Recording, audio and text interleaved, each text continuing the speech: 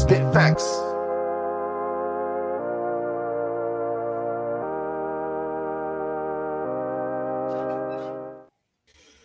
Friends of the Risen King, I am back again with another episode of Get to Know, and today I'm excited to have my good friend Robbie Brown. I want to get to know him more because I know you a little bit through Avoiding Babylon and those guys, but I don't know too much. But so I'm excited to get to know you a little bit better. I really appreciate you giving me your time tonight, away from your family, and hang out with me and everybody else. What's up, bud? Oh, what's good, Enoch? I mean, I came to actually know you as well through Avoiding Babylon and those guys there. And when they was like, yeah, it's this guy who he raps and he's a traditionalist Catholic and he brings that into hip hop. I was like, for real? It's somebody that really could do that? And so I gave a listen to you, man. And bro, I'm from Detroit, man, and Oh hip wow! hop Okay. and R&B, yeah. So that needless to say, man, I was like floored, bro. Like, yeah, that's dope, man. I think we need more of that. I appreciate you, man. Thank you. That's a compliment. Thank you. So especially coming from Detroit, that Midwest, man. Yeah. One of the greatest rappers of all time came from Detroit. We all know what we're talking about, right? We talking about M. We're talking about M, yeah, for sure. One of the greatest lyricists, I guess I would say. Most def, yeah. Yeah, he's not my favorite rapper of all time, but I'm a Nas guy. I like Nas. Nas, Tribe Called Quest, Buster. I came up.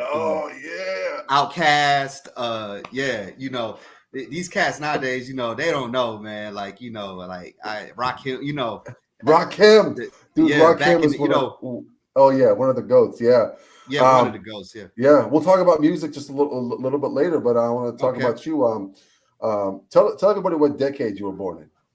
Yeah, so I was born right in 1980, like summer of 1980. So nice. I came in right on the decade of the 80s. I got a lot of that little bit of this, what left over of the 70s, because I was my mom was really a cultured kind of woman, even though she didn't raise me, but she influenced, had a lot of influence because she just was a traveled woman. She spent a lot of time in New York and stuff. So that's how I got, I picked up a lot of my swag and stuff from my mom. And I was raised by my great grandmother and my step great grandfather. Yeah. Okay. So you're a Reagan baby, huh? That's what people would say. Yeah, I'm a Reagan baby. Yeah. A Reagan baby for sure. Yeah. So how many siblings you got? So for a long time, I didn't have any siblings. Like, it was just me. I was the only child. Then my dad, my mom and dad never married. And, I was just a product of just like, hey, we hooked up and, here's a baby. Right. So I was an unplanned pregnancy, but by God's grace, I made it here. And so my dad had another child with a lady that was my first sister. Okay. And then my mom got married later on when I was about 14. I was about 9 or 10. Okay. And then they didn't have their first child till I was about 14. And so I had another sister. And then they had another child that was my brother. And then they had a third child, and that was another sister. So altogether, I got 4 siblings. Got it. And which one of those are you closest to? Is there one? My oldest sister on my dad's side, I'm closest to. Okay. But I by the time I was 15 and the other kids started coming, I was already on my way out, so I didn't get a chance to build that type of relationship with them like that. But we talk and stuff. We still have a decent relationship. Got it. And what state were you born in? Michigan. Michigan. Okay. You're in Michigan, but you said you moved a lot. And you were in New York. Yeah. Okay. Now my peoples were in New York for quite some time. My great grandmother actually worked for a Jewish family out there. She took care of them and stuff. And I have a lot of aunts and uncles. Like a lot of my great grandmother's brothers and sisters lived out in New York. Yeah. This was before I was born. But then my step great grandfather got a job at Ford Motor Company. Oh, and yeah. So okay. that moved them to Detroit. Yeah. Yeah. And so then I came along a little time afterwards. And so that's That's really cool. And Mm-hmm. so like what would you say was give me you know, as a kid growing up, like what were you out outside? Were you like an introvert playing, were you like a rambunctious type of child? Did you give your parents trouble, or were you like quite as what maybe some people may say, I was actually a really good kid, man. Okay. I was like I believe a it. model child. Yeah. Not to toot my own horn, but my grandparents didn't play. Like, my great grandmother was a woman that was an educator as well for 23 years in the Detroit public school system. So she really taught me values, morals, how to carry myself, how I was to be. So I love them a lot, and I never wanted to bring any kind of trouble to them. And so I always wanted to be on my best behavior and do the right thing and whatnot. Not that I always did, but that was, generally if they knew I was going somewhere or going to a friend's house or out and about, they always was going to get a good report card on me. That's awesome. Robbie was so well behaved. Quite as it kept, right? That helped me out on Christmas. That helped me out on anything I went to them with. Hey, I need this, or I would like this. They had no problems doing it for me because they knew that I was a genuinely good kid. That's great. I was shy at first. Yeah, like in my early elementary years, I was a very introverted kid. Kind of unsure of myself. I really didn't like. I wasn't that type of kid that like was a social butterfly. It wasn't until I got, I would say, maybe 7th or 8th grade that I started kind of coming out my shell, kind of, and then when I got to high school, I just, kind of became, comfortable in my own skin and started to, Got it. So staying at a younger age, what are some of your memories growing up? Like, like riding bikes outside, going out with friends. Like what were some memories that you want to share with us growing up? Oh yeah, I was very active in the Boy Scouts, so I went all the way through. Yeah, camping, a lot of camping. You can tie a knot. What you're telling me? I could tie a knot. I could tie a couple knots. I'm really good with the square knot. That I practiced that so much. But taut line hitches and stuff like that, I might need to crack open the book on that one. But riding bikes, building ramps, Nintendo, kung fu movies on Saturday nights, Saturday morning cartoons. I would wake up. I would, me and my grandparents, we love wrestling, right? WWF was what it was called back in the day before it became WWE. And that was the best times. I remember my grandfather coming home from work. His friends would tape the pay-per-view of it, and they would let me stay up and watch it on the school night. And I just remember those memories, like eating, my favorite snacks and we cheering and that was some good memories with my grandma. They were really cool like that. Okay, so what were your go-to cartoons growing up? What were the things that Transformers. Classic. I don't know if people remember this one, but it was called Mask. It was like these different cats had like these cool helmets, and they had like a corresponding vehicle that went with it. So it was like this guy had like a red helmet, and he had like this car that the doors flipped open and the car could fly. One had like a cool motorcycle that did some things. And what was it? Oh my goodness. Obviously Ninja Turtles, Silverhawks, Thundercats, He-Man. Those were my Transformers, my go-to. Got it. Okay, so that's what you grew up watching. Looney Tunes, of course. I got to throw the Looney Tunes. Oh, you got to throw, absolutely, classic, right? Yeah. Elmer Fudd and those guys, right? Yeah. What was your like just absolute favorite breakfast that you loved having as a kid? Oh man, my grandmother can cook, man. She was like just a maestro in the kitchen. And so she would make, like in the cartoons, right? When they make the stack of pancakes and the syrup, that's how she made the pancakes. Like I had a friend over one time, and he was like, I was like, yeah, my grandma's gonna cook for us. She's gonna make breakfast and stuff. You want some pancakes, bacon, eggs, He's like, yeah, cool. So she did her thing and she called us upstairs for breakfast. And he sat down and his eyes went like big like this, like, oh my gosh, she made him a whole stack of pancakes. And he was like, oh my gosh. And he was like, man, this is the best pancakes I ever ate in my life. I was like, yeah. So I'm spoiled. So like anywhere I go, the food got to be like top notch, man. I don't play with the food. You know what I'm saying? You have a standard. Yes. And what you judge everything by, and you're spoiled. So that kind of ruins it for you, but at the same time, you had the best. You had the best in the world. I did, man. And even my wife. Yeah. she attests. Like, yeah, your grandmother is fire. Sure, yeah. My mother could cook better than my wife, so that's and my wife knows that. So she knows that. Yeah. So I come from an Arabic culture. I mean, we cook. For sure. But my wife is an Irish Catholic, so wow, she can cook, but not like my mom. Yeah. But anyways, not like mom. Yeah. So let me ask you this: did you have like a favorite cereal growing up? Like, what was your favorite brand? Man. So let's see, childhood favorite cereal. Yeah, I would say they don't make them no more. So it's like it was it's gonna be funny, but it was the Muppet. You remember the Muppets? And remember the chef? He'd go like, there's this crazy little chef. Yeah, him. He had a cereal out, man. Okay. And I would like run through boxes of that stuff, man. It was like these Star cereal. I ate so much one time I threw up at my friend's house because it was just like that good. Yeah. I shouldn't have had the Doritos after it, but you know how we do is kids, right? We eat. We eat a lot. Yeah. We eat it. It's like right. Boys too, right? That, yeah. The Nintendo cereal.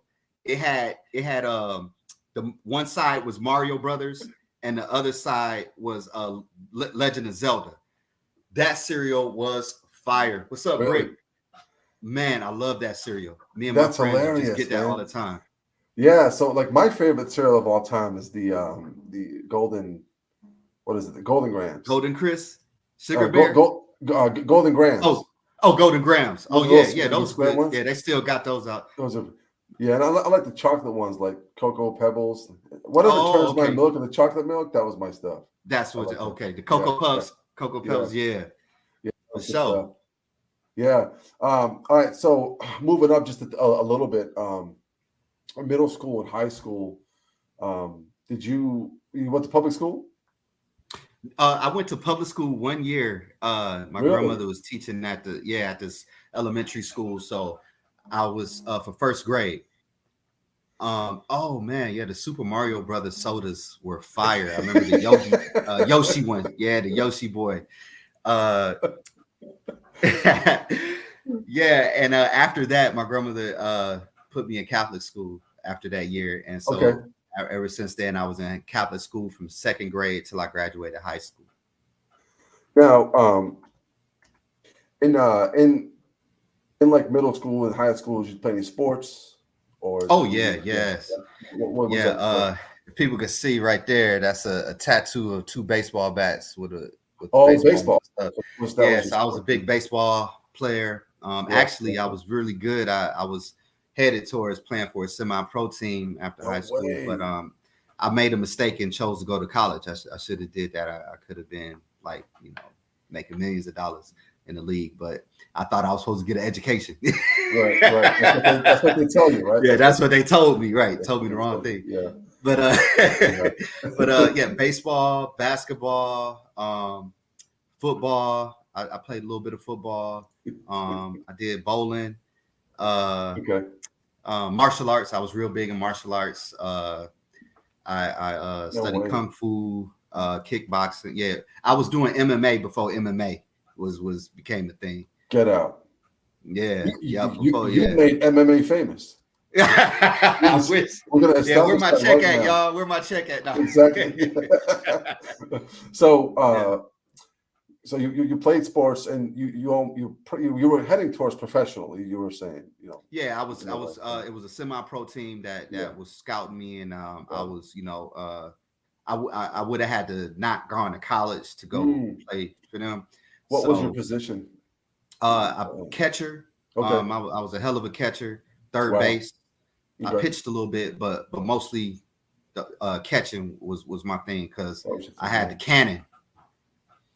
So you could throw it across the field. Oh yeah, I could. Yeah, I busted somebody's glove. I busted one of my teammates' gloves throwing the guy out just by trying to steal third. Yeah, just by throwing it. The ball bust his mitt, and everybody was like, "Whoa, man! Like, what's?" I was like, "Nah, that was the Holy Spirit right there." You know, he put a little bit of umph on that. That wasn't me. That's funny. So you're going through school. You're going through sports and stuff like that. Did you date a lot in high school and middle school? Not until like I called myself, kind of like liking some girls, like like middle school and stuff like that. Sure. And okay, growing up in Detroit, right? Yeah. It's like, yeah, you 11 or 12, but you also like 20 and 21 at the same time, right? So we taking shots to alcohol, we smoking Black and Milds, Right. I wasn't into like doing any more than that at the time, but we thought we was grown, you know what I mean? So we would have these like dance parties and stuff like that, and we'd be out, and it wasn't until like I would say maybe my junior year in high school I started kind of dating, doing that. Okay, got it. Any like embarrassing date stories that you want to share with us, something like that? Let me see, embarrassing date stories. In high school or something. Even college? In college. Nothing. Yeah, I would say one story was I think this was in Detroit. I think I was in Detroit. Oh no, actually I was in Nicaragua. I was in Nicaragua. And I was dating this young lady there. And you mean like South America, Nicaragua? Yeah, Central I went there too. Nicaragua, yeah. Is that right? Oh boy, 2009. In 2009, get out of here. Yeah, I went as like last couple semesters to finish school. It was a sister school that we had down there. As I went to after I left Kentucky State, I went to St. Mary's College. Okay. Well, in between that, I went to this radio broadcasting school. But I finished my degree at St. Mary's, and they had a sister school down in Nicaragua. Mm-hmm. And so the dean came to me and was like, "Hey, you're a pretty good student. Would you like to go down there, spend some time?" I was like, "Yeah, And but I was in San Marcos, Carazo, Nicaragua, where the school was, and so. Embarrassing was that obviously I didn't speak the language, so I was trying to ask this girl out in Spanish and stuff like that. And needless to say, I said everything wrong, right? Like, I would like to take your mother out, for. And she was looking at me all crazy, like what? Yeah, and I was trying to throw it on, yeah. yeah, that's. Oh man, that's hilarious. Yeah. So you went through college. You said you were doing some radio stuff. Yeah. I after during my second year in Kentucky State University, I joined the marching band, and I was playing the trumpet and stuff. And then once that year finished, I was like, I think I want to do radio. I like that scene. I want to be in entertainment. Sure. So I came back home, enrolled in this school that's dedicated for media arts. And so it was cool because I could finish the credits that I would earn from that school would apply to my degree as well. So I went there. It was a year program. I did that, graduated, and then I transferred to St. Mary's, and I started like interning for this radio station, big time radio station in Detroit. I met Dragon, I met Eve. I was doing I interviewed 112. I interviewed A-Ball and MJG. I was doing I was just out there living the life. I met so many people, and it was going well, and I thought I want to be this radio personality and stuff, and but it was like during the time when everything was going syndicated, and it was just it was just like the radio personality was kind of dwindling and stuff. So I started switching over to like to acting, and I was, you know, at 18 I started doing that and learning and training, and it wasn't until I went out to California that I got some real good acting school with this really great lady named Kimberly Jensen.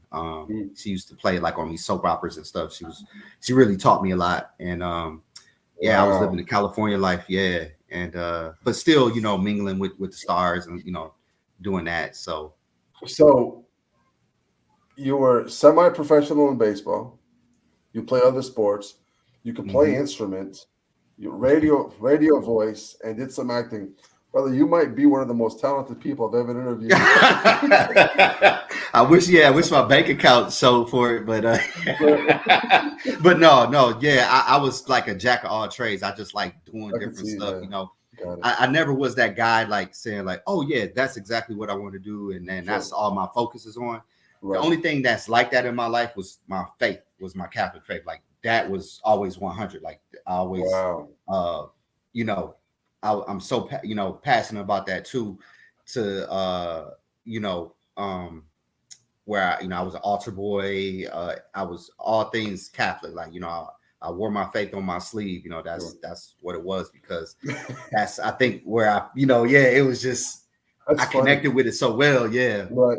You're one of those few people that can actually say, I went to Catholic school, and back it up. Because most people say, I went to Catholic school, and then oh, here comes something heretical after that. Saying, oh, right, yeah, that's no, for sure, yeah, like, it was, you know, even though I went to Norvis Ordo Mass, you know, I grew up in that, but I was very blessed to have the Benedictine monks, because they had a monastery there in Detroit, and I came up under their tutelage, the faith very well, and so I avoided out of the pitfalls that many other people maybe have experienced in the Norvis Ordo. We had a very, very awesome priest. His name Father Livius Paoli from Italy. He was he didn't take no stuff, you know, he wasn't even, you know, it was no girl altar servers or nothing like that. It was only boys that was allowed to serve.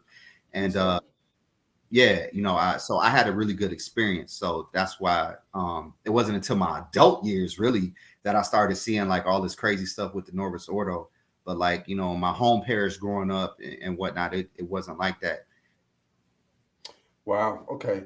So you go through your middle school, high school, you go through college. Well, let me ask you this question. I think this is an important question. If you had to pick one of the things that you delved into to be your what you want to do, would you want to do acting, voice, radio, or baseball? The things that you will get into. If you could go back and say, this is my career, I want to stick with this, what would you have picked?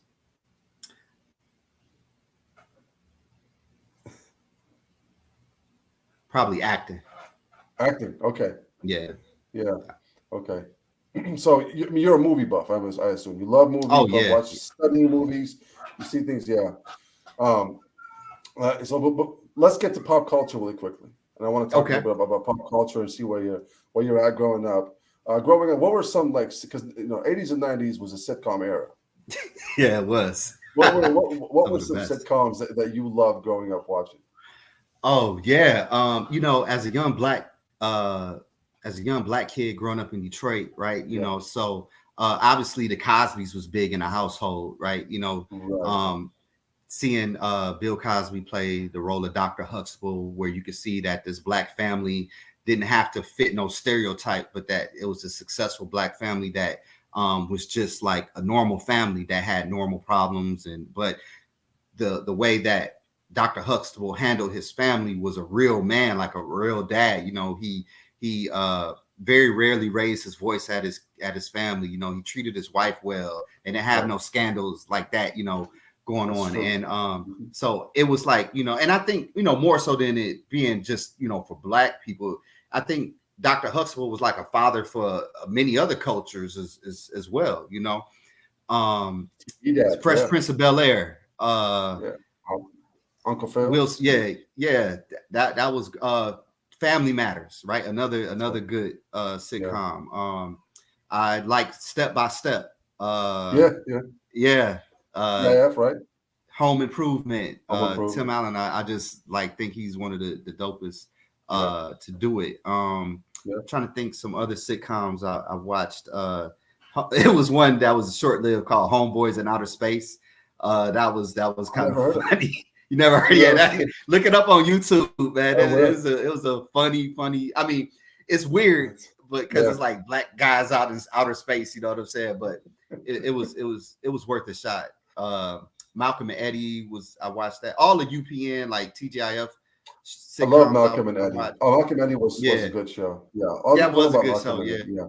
Wayne's Brothers was good too. Wayne's Brothers. Yes. That was so funny. Living Color, even though I probably shouldn't have been watching it as a kid, but my parents, my mom would watch it, so that gave me an excuse to see it. But that was, Jim Carrey, watching all those guys, the Wayans brothers, like you said. Right. I was really big into Robert Townsend, so Hollywood Shuffle, and this may be moving more towards movies, but like Meteor Man and that. Some other sitcoms I watched. Sometimes I watch Wonder Years. Mm-hmm. It was this one show that would come on. Well, obviously, Power Rangers. I was really big on Power Rangers. Yeah, absolutely. Yeah, that was the 90s sensation, right? Yeah, that was dope. Boy Meets World. Did you ever see that? Oh, Boy Meets World. Yeah, I love that. I love Boy Meets World. That was such a good show. Yeah, I would watch that religiously. Yeah. Yeah. There was one show that I mentioned before, and not many people know about. It wasn't long lived. Salute Your Shorts. You remember that one? Oh, Salute Your Shorts. Yeah, Nickelodeon was the joint. You can't do that on television. Salute Your Shorts. Double Dare, Hey Dude, Wild and Crazy Kids, Hey Dude, man, that was Legends the golden era. Legends of the Hidden Temple. Yeah, that was the golden era of Nickelodeon, man. Yeah, they'll never recreate that. They'll never recreate that no more. You remember Supermarket? All that. Supermarket Sweep. Yeah, Supermarket Sweep. Yep. Keenan and Kel was good. Keenan and Kel, yes. Coolio, God rest his soul. My kids watch Keenan and Kel now, man. They hooked on it. Wow. Yeah. I be trying to get them to I be trying to show them some of the old school stuff. They be like, Daddy, that's old, like ancient. I'm like, no, it's not ancient. Check it out. Now they hooked on it. They like it. Yeah, that was good times. Yeah, that was good times. Yeah. So, do you have a favorite actor of all time? Of all time? Yeah, man, that's hard. Because I got a few. I really, obviously. Give me your top 4. Okay. Make it Denzel Washington. Denzel's great. Denzel's awesome. Mm-hmm. Man. Whew. Man, that's a tough one. Who would be my second?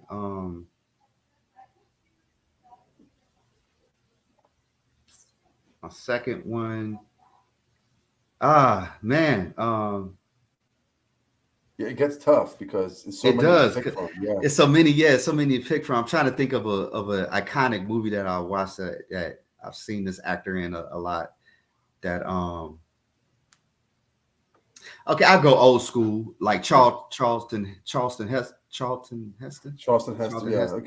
Heston. Yeah. Great actor. I like Meryl Streep. Meryl Streep is great. She's iconic in her own field. Yeah, she is. Yeah. Man, the fourth one I would have to say, that's tough. Goodness. Okay, I'm gonna just go Robin Williams just to have a fourth because I've watched I still watch his movie. Yeah, sure, he just has a way of he can play whatever. Right. Yeah. He's one of the best when it comes to improvising, right? He is. A lot of stuff. Yeah. My favorite actor. Hook still got my heart, man. Like that's my movie, man. I love that movie. My favorite actor of all time is Daniel Day-Lewis. I think he's one of the best ever. He is. Yeah. He is. Last of the Mohicans. Yeah. Last of the Mohicans. Have you ever seen what is it? The Five Boroughs, the Gangs of New York?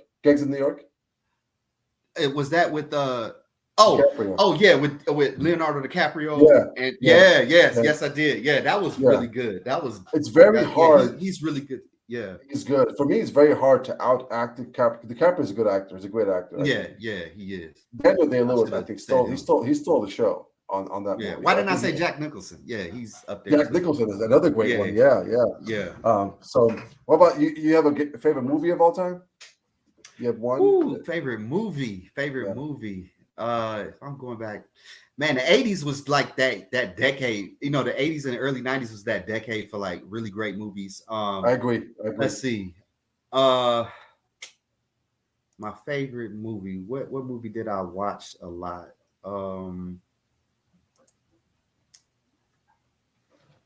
In the 80s. Man. I was a big action movie buff. So I love like man, my favorite movie. So you like Rambo?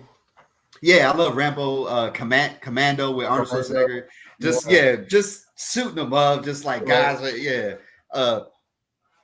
Just the way Arnold Schwarzenegger took out those guys in Commando, because like now I get it as a father, right? Like what a dad won't go do, right? You know what I'm saying? When it comes to their child. So I was like, now it's justified. I see. Makes sense. Just it made real sense. Like, he was taking cats out. Let me ask you this before we move on. I think that gave me a thought. You look back in the 80s and the 90s, in the early 90s, you had a lot of the action heroes. They were jacked, right? Mm-hmm. Nowadays, you have your action heroes. They're kind of scrawny. Like you got your Spider-Mans and those guys. They're not jacked. Oh, right. Yeah, that is true. You think that there's a shift of masculinity? Because at that time, you looked at your action. People wanted to lift weights because of Arnold and Van Damme and Van Damme. Yeah. That's right. So I think we saw a decline in masculinity, because I think every single guy has the ability to get as jacked as he possibly can without any influence as far as like steroids, stuff like that. Oh, right. You think nowadays we have like a lack of masculinity even within the culture? Yes, I mean we have such a serious deficit of masculinity. Me and my wife was just talking about that the other day, right? Like how it's the switch, like men are supposed to be feminine now and women are supposed to be masculine. And so it's like this what's that Lindsay Lohan movie where they switch? Oh yeah. Her and Jamie Lee Curtis. I forgot the name of the movie. Yeah. It's like that now, right? And so it's like if men wearing more feminine style like clothes now, like the tight jeans, where it's like, bruh, like how can you breathe in those jeans? You know what I'm saying? Freaky Friday. Yep, that's what it was. Yeah. And just like it's like it's foreign to me, because it's like that's none of the cats I grew up with. That's none of the OGs and stuff. Like they don't wear nothing like that. You know what I'm saying? And it's like now it's like men like arguing like females. You know what I mean? Like this cattiness amongst men and stuff like that. I'm like, bro, it is. Especially like you said, being portrayed on the screen now. Actually it was starting to creep in, during my childhood. I would see how like the father was always the bumbling fool, right? He didn't know nothing. Mom was always to the rescue, right? She had all the answers. Stuff like that. The Simpsons, stuff like that. Yeah, that's right. That's very true. Dad, I can't do nothing. Dad was just there for the check. That's a good point. That's a good point. Yeah. So continuing on with pop culture, what was your if you had to right now say who would be your all-time favorite Catholic rapper? Would you? My all-time favorite Catholic rapper? It's gonna be you, fam, because you your stuff sounds good. It's good and holy. I always ask that question. It's a fun question. Yeah, it's just a funny question. Yeah, for sure, fam. No doubt. That's no cap at all. Like, I could take your music and I can go bang it in my car, and I'm right. I can do that. Then Right. That's because sometimes, you know, cats try to do the Christian rap and stuff, and it come across corny. You know, God ain't corny. You know what I mean? Now, you know what I'm saying? And it can't be cheesy and all of that. You know, don't even do it. Oh, I'm sorry. I was gonna say this other brother, Bizzle. You know Bizzle? Yeah. I've heard of him. Yeah. He spits. You know, really good too, using the you know about God and Christ and stuff like that. I got to introduce you to Foundation. Those guys are awesome too. I'll send you some of their stuff. Yeah, there's 5 of them. They're Catholic and they're really good. Okay. But no, I agree with you. If it's gonna come out cheesy, don't even put it out. Yeah, don't even put it out. Right. Don't even put it out. Yeah, it's like my personal opinion. I think there's more beauty in Lord of the Rings than God Is Not Dead. It is. There's more of that view, that drawn is that awe is the reverence that you see and stuff like that. It's that reverence. Sometimes you know you gotta feel that darkness, right? That darkness that like, oh, you know, there's certain points in Lord of the Rings you're like, man, are the good guys gonna make it? Like, you know what I'm saying? Like they on the brink of like, it's like 911, you know, we on the Titanic. And I'm like, yo, like if I'm gonna watch something and it's Christ centered, it's gotta like move me because I'm not, you know what I'm saying? Like I done been there, I done did it, you know, so I need something that's gonna floor me. I need something that's gonna really like, you know, and I know there's, you know, this section of Catholics who, you know, look, I listen to the Gregorian chant, you know, as well, you know, it's beautiful. Sure. But we live in, you know, I have to say this. We live, God made us for anybody that's alive right now. God had you in mind, and the divine mind had you in mind for this particular time right now, because this is the particular time that the Lord Almighty saw fit to put you in the game. Absolutely. I can't go back to 14th century, right? I don't have nothing. I don't have a sword. I don't have chainmail and armor, right? I can't go back to those times. Yeah. So we live in a time where hip hop is the dominating music genre, okay, next to pop. And God, I think, wants us to utilize that. You know, rap is not bad. Yeah, there's people who use rap to push bad stuff. Okay, just like with any other genre of music. But if we could take it and Christianize it and use it to win souls for Christ, then why wouldn't we do that? We did it with baptism, right? Baptism was a pagan event. The wedding ring was also a pagan. We Christianized it. We christened them. You're correct. Yeah. And then, but we have to do it to where we can compete with these guys. Like you can't be cheesy. You can't be cheesy. Right. You have to put it out. Right. You know, so it's like for me, it's like I'm so selective in the type of music that I pick, the beats and the instrumentals and what I write, and multiple syllable rhymes and the innuendos. Like I grew up listening to underground hip hop in the 90s. Like I'm influenced by the lyricist. You know what I'm saying? So like for me, it's all about taking that beauty.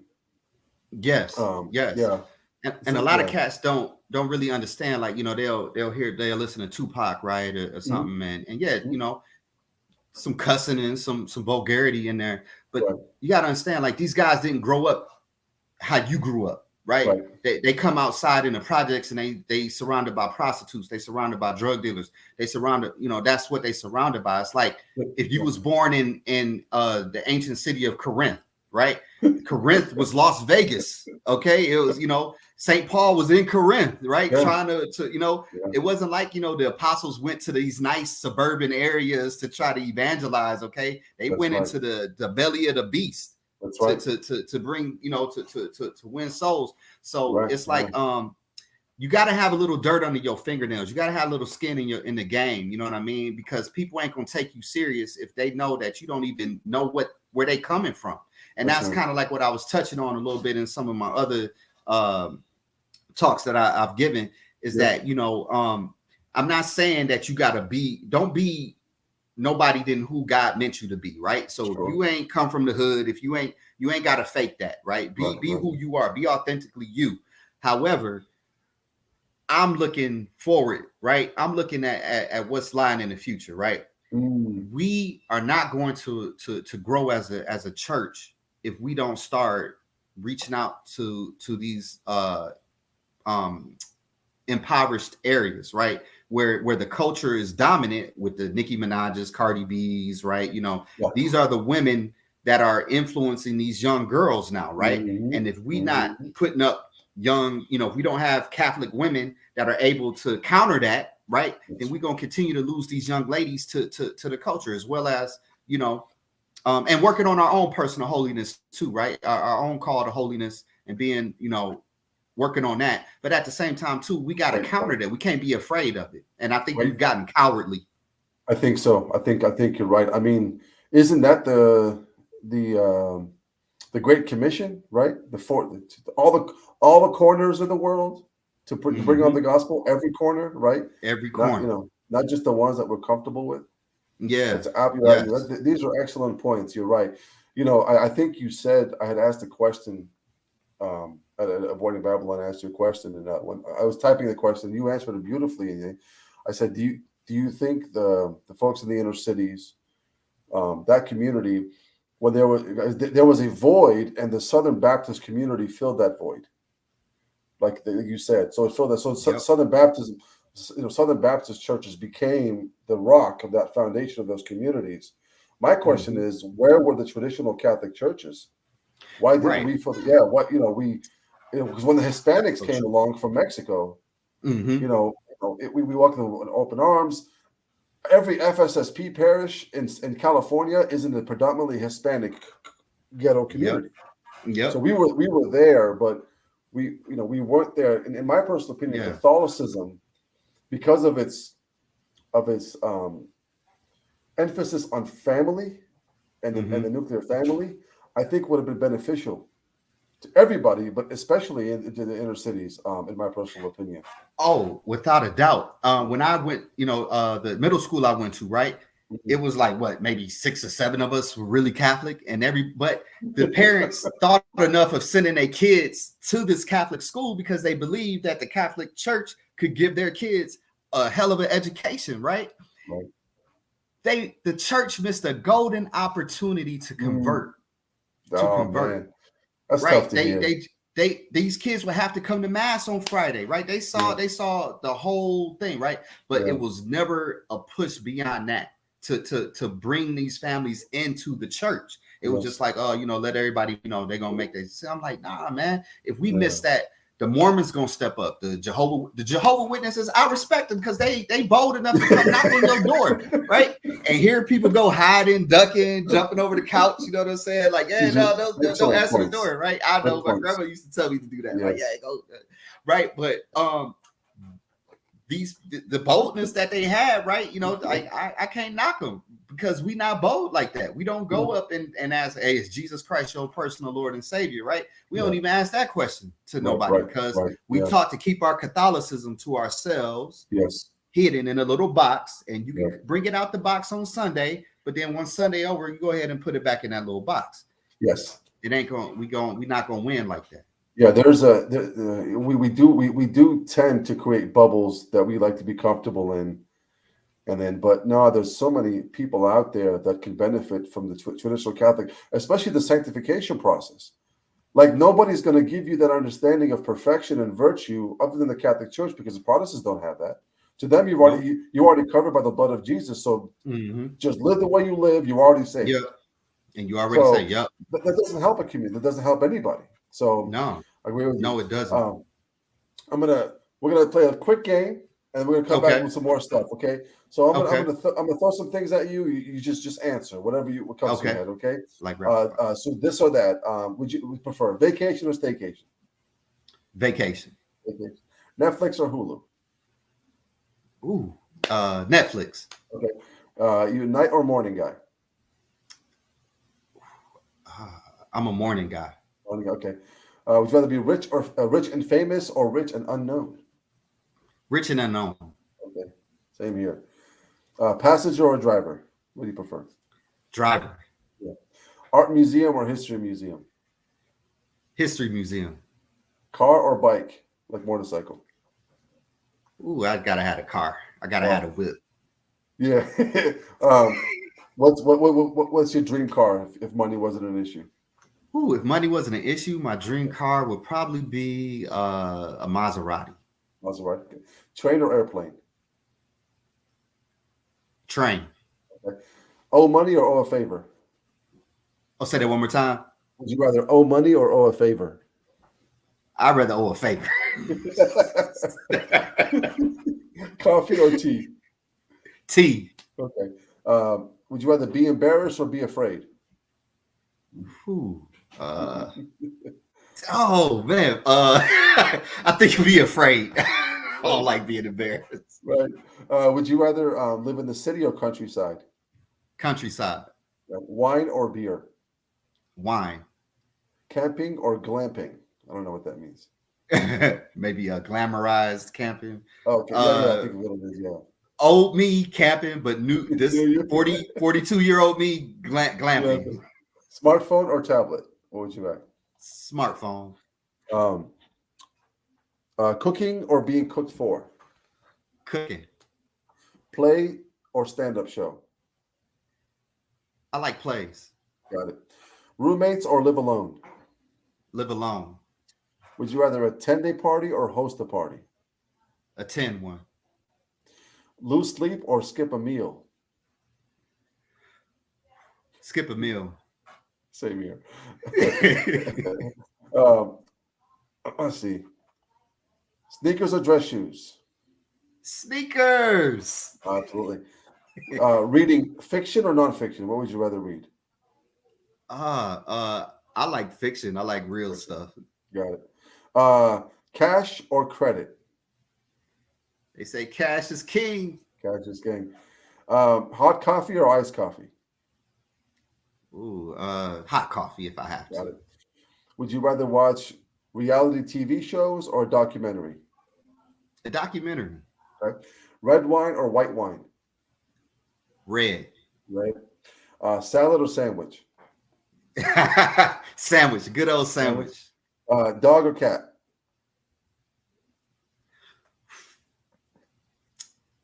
A dog. Got it. Okay. So to end with, so we'll move on. Thanks for answering those. Those are great. Oh, Let me end the pop culture question to you with this. Let's talk a little bit about music. And what is your all-time favorite genre of music that you just can't live without? Oh, old school R&B. Motown. I grew up Motown. I grew up, listening to it all my days, and it's nothing like it. I know, but like SOS Band, right? The OJs, War, Earth, Wind, and Fire. Mm-hmm. In case y'all don't understand, if y'all was born in the 70s, 80s, and 90s, chances are y'all were created to some of that music. Okay.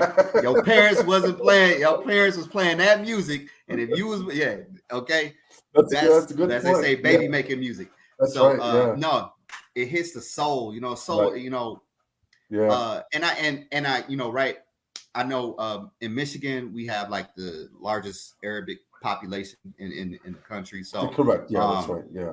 I had a lot of, quite a few Arab friends growing up and stuff like that. And so, it's that culture, has a soulfulness to it as well. Right. Yeah. So like, they get it. So like we come together, we do some things, it's just like you kind of had that nonverbal communication about sure. certain things. And so like, Michael Jackson, the Jackson 5, it just influenced so much of our American culture. You know what I mean? And about Michael or Prince, who you like better, Michael or Prince? Oh man, that's tough because they're like, oh man, that's hard. That's a tough I'm gonna go Michael because Michael is time. Even though Prince is right there, because I mean, can't nobody do it. Right? Can't nobody wear the clothes like he wear too. Right? He can do the. Can't nobody rock what he said. I would say Prince. Michael was a better artist. Prince was a more talented artist. Yeah. Yes, that's true. That's true. Because Michael had all the producers with him. And writers, but Prince, he did everything himself. Yeah, he did everything. He wrote his own music, everything. Yeah. So Motown, man. In high school, I got into a huge Motown kick. Man, I was listening to nothing but Motown in high school. Wow. So I even like got the remember Brenton Woods. Oh yeah, Remember him? yeah, yeah, Here's some kind yeah. of sign. Where? Oh, yeah, remember him? I found this email. I emailed him in high school. He emailed me back. I was so happy about that. Oh Yeah, wow, wow. yeah. So That's Brenton dope. Woods, and then I was also underground hip hop. But you said 112. And it was, I love 112 growing up. Man. Yeah, 112 right. was one of That's my favorite. right. They don't know about the 112, man. If Yeah, you had the 112. 112 going, yo, you was Yeah, gonna have all the 112. ladies around you. I know he's got some issues, but growing up, I loved R. Kelly records. Oh yeah, yeah, he got some issues, but R. Kelly made hits. Aaliyah, Timberland, and Magoo. Yes, yeah. That Genuine, that Yes. whole lineup was fire, man. It was, yeah. Usher at the time. Usher. Yeah. But for me, R. Kelly was my favorite growing up. Yeah. Yeah, that's funny. So Motown. Yeah. Yeah. I even get into the Depeche Mode. I love Duran Duran, Hall and Oates. I'm trying to think. I listen to man, I can't think of them now, but yeah, I love that genre of music. Just the sounds they use, the synthesizers and stuff like that. That's cool it's stuff. It's just real production back then, like how they real talent. Yeah. All right, I'm gonna give you a hard one. Okay. Since you're R&B guy, and I'm a huge R&B guy too. Give me who you think is the greatest male vocalist and greatest female vocalist of all time. Not artist, but vocalist. Vocalist. Okay. Yeah. In the R&B Whitney era, Houston. In the R&B, okay. Whitney Houston, greatest vocalist. Yes. Her pipes are just phenomenal. Smooth, she's great. Smooth, yeah. The Star Spangled Banner that she sung, that still crushes it. Male vocalist, male vocalist. That's hard. Let me marinate on that one. Male vocalist of all time, man. There's so many. I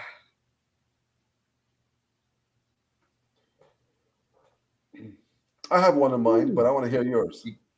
You got one in mind? Okay. Yeah. You said from all time. It don't matter which era or from particular era. Yeah, I would say maybe in the R&B. Oh, in the R&B. Okay. The R&B scene. Yeah.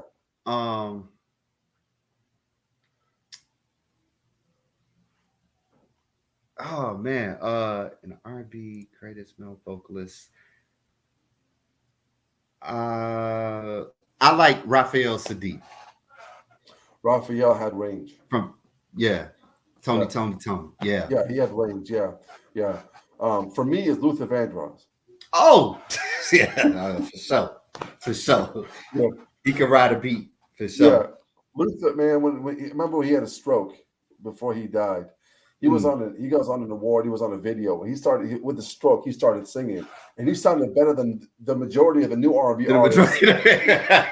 With Luther on the stroke, right? Yeah. You got skinny Luther, you got big Luther, then you got Luther after the stroke, and all of them blow him out the water, right? Blow these cats out the water. Right. No, that's a good call. Give me your Mount Rushmore WWF superstars. Number four all-time greatest for you. Yeah, what you got? Undertaker. Sure. All right. Classic. Shawn Michaels. HBK is my boy. HBK. I because he's iconic and he definitely Hulk Hogan. You know what I'm saying? Everybody wanted to be Hulk Hogan, right? Yeah. And then my fourth. Oh man, that's a hard one, but I'm gonna go because he's such a talent. He's been in the game so long. The Nature Boy. Ric Flair. That's a great four, bro. That's legendary. Well, legendary. This is someone who knows WWF very well. I can tell you have your knowledge because to pick those four, you have to be deep in it. Yeah. Wow. Okay. Yes. Now WCW, I go Sting, Scott Steiner or the Steiner brothers. I love them. Yeah. Oh, remember Legion of Doom? I can Bam Bam Bigelow. Oh my God. Bam Bam was sick. Yeah. Bam Bam was sick. You know what's funny? Just yesterday, it's funny you mentioned that because I have a Peacock account, and they have all the Monday Night Raw from the 90s. Oh, for real? Yeah, like every episode. So yesterday, I just for nostalgia reason, I popped one on, and it was like 1994, Lex Luger versus Bam Bam Bigelow. Oh this is my yeah, childhood. Lex Luger.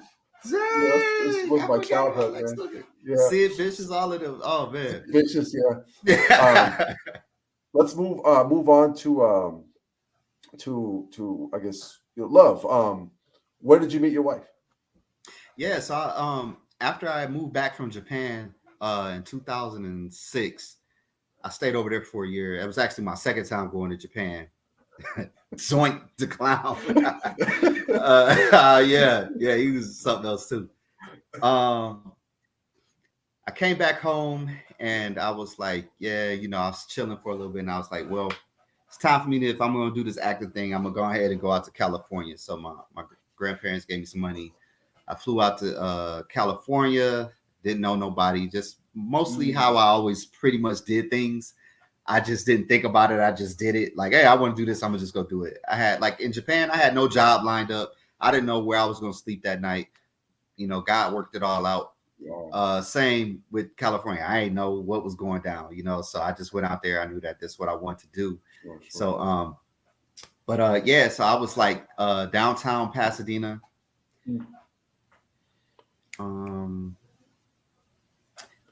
I was hungry. And so I was walking down and I was like, yo, I tried this place once. Didn't like the food, but I'm too hungry. I want some chicken. So I'm going to go in this Hooters again. And it was just for the food. I promise you. I ain't really care about, the girls and all that. Yeah. And there ain't my, so it was just like, so my now wife was in there with her friend. They was eating. And so I ordered, like, I think like some buffalo chicken tenders or something like that. Right. And after I took a bite, I was like, yo, this food is still nasty. Like, y'all still producing nasty food, man. Like, I tried to give y'all a second round and no, right. It's not happening. So I turned to them. I was like, is y'all food as nasty as mine is? And it was like, yeah, it is pretty bad. So it just started a conversation. And 13 years later, here we are, married with 4 kids. Get out. Yeah. And she's a convert too. My wife was a convert too. Okay, she came to the faith. Yeah. After what was the proposal? Tell us the proposal story. Oh yeah. So so it was actually back home in my hometown in Michigan. And so I graduated, like I said, from St. Mary's College, Ave Maria University. Mm-hmm. And it's the big Polish influence there, like St. John Paul II came there at one time to the school, and it's a Polish seminary there. It was founded by these Polish seminarians, and so there is a recreation of the grotto of Lourdes with Saint Bernadette. So it's a big statue of Saint Bernadette and our Blessed Mother, and it's a real life-size grotto. Looks just like Lourdes. So I brought my wife out there and I proposed to her at that grotto. Wow. Okay, that's beautiful. If you don't mind, I'd like to move on with faith and just end it with Rick. So I'm gonna ask you a couple of questions, just lighthearted and fun. Okay. You were once doing you were a radio personality. You were doing radio. Yeah. If you could pick any saint in the past to interview on the radio, who would it have been? These were always tough because this come out of nowhere. Saint in the past, who? Saint Thomas Aquinas. Okay. I got to pick his brain, man. Yeah. I'd like to pick his brain too, man. He's just if you were stuck on an island and you could only pick 3 Catholic books, what would you pick? Did you have any in mind? You can have the Bible, the Catechism, or one more thing, or just whatever books that you like. Yeah. Well, I definitely got to have the Holy Bible with me. So that's my one. My second one would be this is like an anthology. Mm-hmm. Actually, a really good priest acquaintance of mine named Father John Ricardo. I don't know if you ever heard of him before. Mm-hmm. It's a wonderful priest. Does such good work. Sure. He actually saw the Lord twice. The Lord appeared to him twice. Actually, Wow. the first time the Lord appeared to him, he gives his testimony too. He's from Michigan. He went to the University of Michigan. His dad was a big CEO of Chrysler at one point in time and stuff. And he wasn't living, he admits, he was like living loosely and stuff like that. So he was driving, he said, on the highway and stuff and contemplating, right?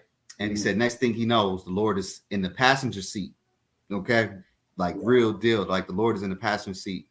And he said, and then he says, the Lord tells, because he was trying to wonder, like, what I need to do with my life, because I think he was engaged or courting a lady or something like that. And he was just, so he says, the Lord reaches into his chest and pulls his hand out and makes a motion of throwing it out the window, right? And said, John, that's your hopes, that's your wants, that's your dreams, that's your desires. And then he says the Lord reaches back in his chest into his heart and said, John, these are my hopes, my wants, my dreams, my desires. And he was being called to the priesthood. And so he told me about this book called The Fulfillment of All Desires. And it's like a collection of all these great saints and quotes and meant for giving you some pep talk for your life and stuff like that. So that would be my second book.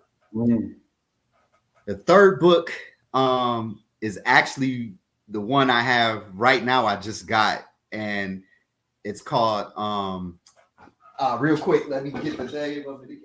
Yes. Yeah, show and tell. This is great. So okay. I'm reading this book right now because I'm going through the storm right now. Avoiding Bitterness and Suffering. Wow. Okay. Who's that by? This is a beautiful book. It's by Dr. Rhonda Shervin.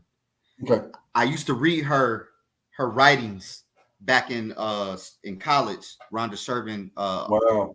She I think she wrote something called The Nature of Love and Friendship or something like that. It's really, really good.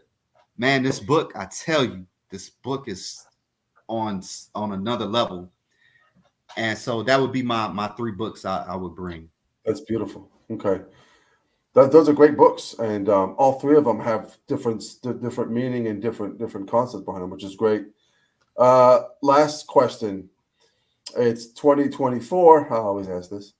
The Holy Father Pope Francis has passed. We have white smoke.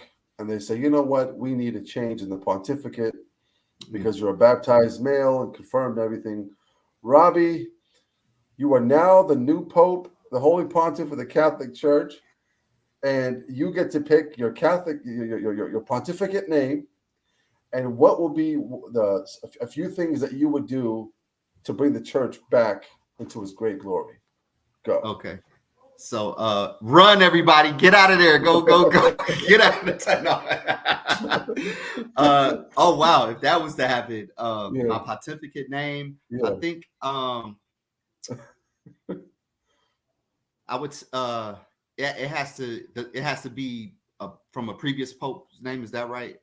Not necessarily, no, because Francis was the first. Well, the Benedictine, right? The Benedict is close to my Saint Benedict.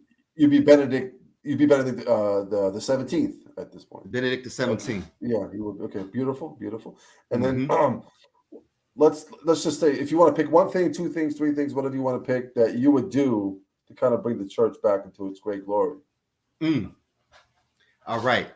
One, definitely I would lift all whatever restrictions on the Latin Mass that there is. I would, that's God bless you, Robbie. Can we get you in can we get you in the white habit already? No more female altar girls, not because I don't like girls, but because that's not the place for them. You're doing them a disservice. Sure. The next thing I would do is I would set up small little satellites, like little satellite communities, right?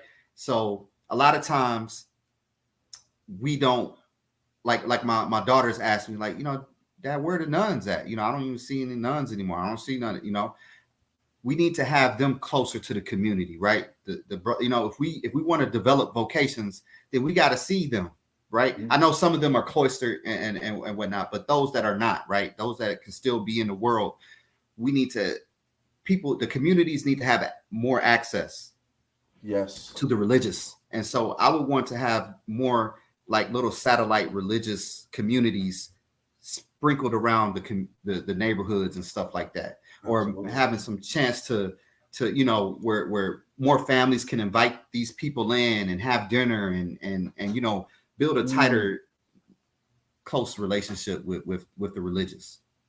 That's beautiful. That's a beautiful act.